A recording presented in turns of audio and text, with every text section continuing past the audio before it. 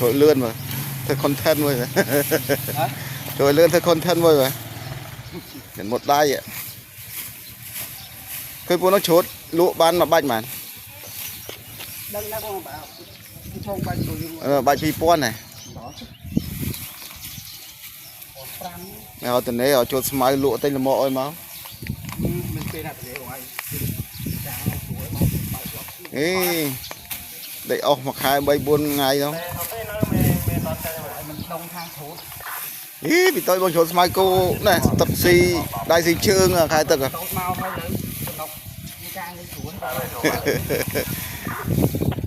smile giờ lối tinh dẹp hắc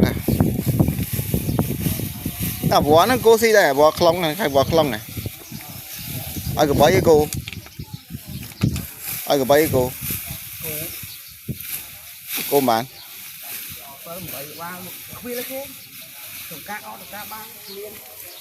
kết ngay vậy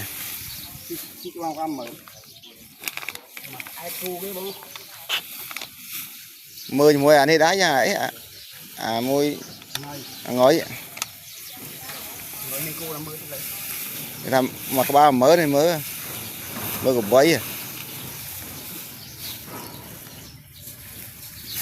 bạn đục phần đang quê cho nó thôi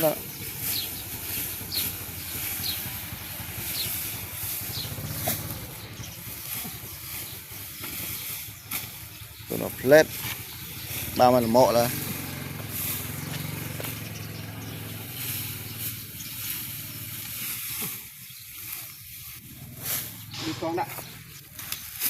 mình nè con mình nè chốt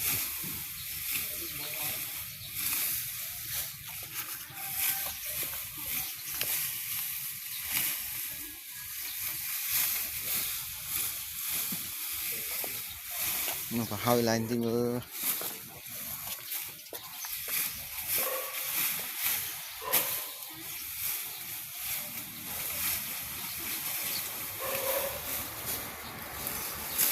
khả năng làm xây miếng này cái đau vậy này